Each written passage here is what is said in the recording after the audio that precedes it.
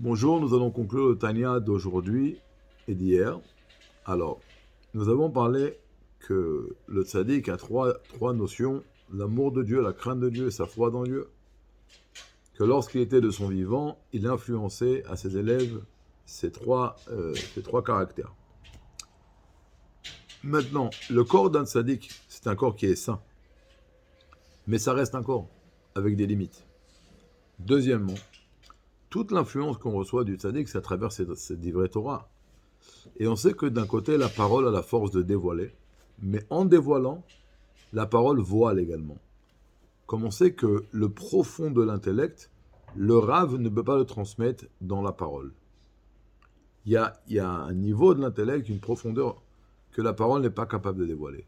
Donc c'est toujours une limite. Donc ce qu'on reçoit du tzaddik, ça reste quelque chose de limité. Alors que lorsqu'il quitte ce corps, son corps dans le monde, il n'y a plus de limite du corps. Et donc il n'y a plus de cette limite-là que le tzaddik avait avant.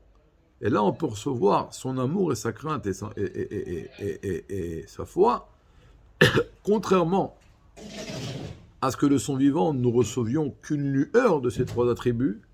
Maintenant, nous pouvons recevoir l'essence même de son amour, l'essence même de sa foi, l'essence même de sa crainte. Aujourd'hui, l'Admour Adaken continue, il dit que le tzaddik, lorsqu'il travaille, tout son travail monte chez Dieu après. Et il va se fusionner avec le niveau de la royauté de Hatzilut. Maintenant, dès qu'il y a un mouvement du bas vers le haut, ça s'appelle un réveil d'en bas, ou alors l'élévation de man, des eaux féminines, ça va automatiquement créer une réflexion en haut, une réaction, un réveil d'en haut, ce qu'on appelle les eaux masculines.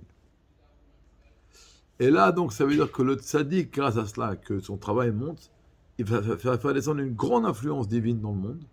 Et c'est ça qui va nous faire tout d'un coup avoir envie de faire tchouva, avoir envie de nous améliorer, de servir Dieu. C'est l'influence qui descend dans le monde grâce à l'élévation du travail du tzaddik. Deuxième point. Lorsque un homme fait des mitzvot, toutes ses bonnes actions sont inscrites dans le Gan Eden. Et le Gan Eden, il se trouve là, dans ce monde-là. Le Gan Eden, c'est pas en haut, c'est ici. Et donc, le vent du Gan Eden est autour de l'homme. Par exemple, lorsque Yaakov est rentré chez Yitzhak pour prendre les brachot, déguisé en Esav, qu'est-ce qu'il a dit à Yitzhak? Oh, Reach Bni, l'odeur de mon fils, qui est Reach Hasadeh. Il a dit, je connais cette odeur, c'est l'odeur du Gan Eden. Alors, pourquoi il a senti l'odeur du Gan Eden? Parce que le Gan Eden était autour de Yaakov. Alors lorsque Esav est rentré, alors il a dit, je sens maintenant l'odeur du Guéhinam. Parce que l'odeur du Guéhinam était autour de Esav, parce que les avérotes qu'on fait, elles sont inscrites dans le Guéhinam. Et le vent du Guéhinam nous entoure.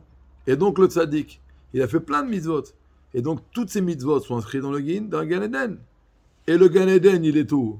Le Gan Eden, il est là. Il est partout. Et donc partout ici maintenant, il y a les mitzvot et l'action du tzaddik qui nous influencent.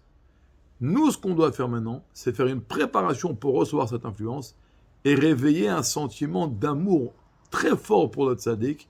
Et à ce moment-là, on peut recevoir toute son influence dans la plus grande abondance.